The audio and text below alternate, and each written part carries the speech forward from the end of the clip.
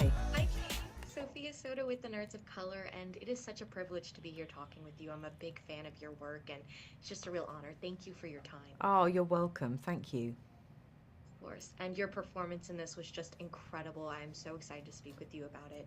But the first question I want to ask is I love the quote, I'd rather take a picture than be one. When you first personally heard or read that quote, what were your original thoughts? And then after playing Lee, do you have a new understanding of it? So, when I first read that quote, I mean, what's so wonderful about the fact that that's what she said is that it completely summed up her own desire to move away from a tiny chapter in her life when she had been a model. And she didn't like being a model. And actually, in historical terms, she was the historical version of cancelled because she did an advertisement for sanitary napkins, as they were then called in those days. And that was apparently not the right thing to have done. So she was so tired and fed up with being that individual within the fashion industry. And also, she had been sort of labeled as the muse of Man Ray and the ex-lover of his and the former cover girl. So for her to come out so boldly and state her truth was a fantastic thing to read and to come to understand. And in playing her, I not only did I learn so much, but I came to admire her, to feel inspired by her, and I wanted to tell this story about this decade of her life, because for me, this is when Lee became Lee. This is when she, as a 30 and 40-year-old woman, had the courage to go to war, get into male-dominated spaces, which she was not originally given permission to do. She kept going, she kept fighting. That sense of resilience that she had as a woman to go and document the atrocities of the Nazi regime for female readers, because so much was hidden.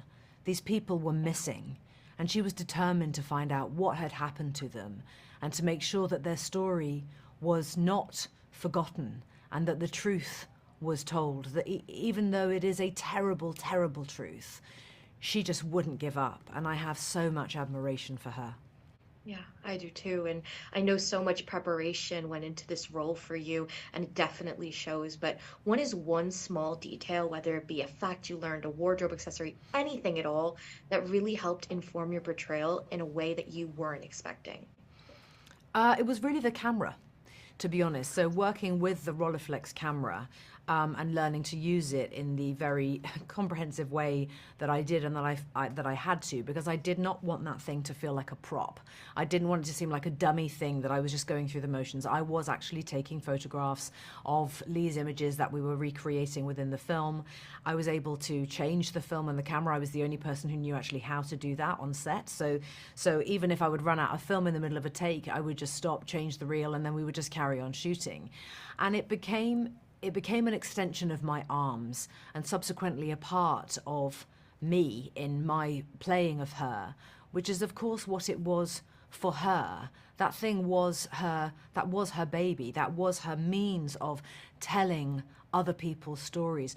But when you look down into the Rolleiflex camera to see the image, it does mean that she was in a position to then look up and into the eyes of the people she was photographing. So the ability she had to form these very human connections with people was really her superpower, and that's what made her so unique and truly set her apart from other photographers of that time, in particular women.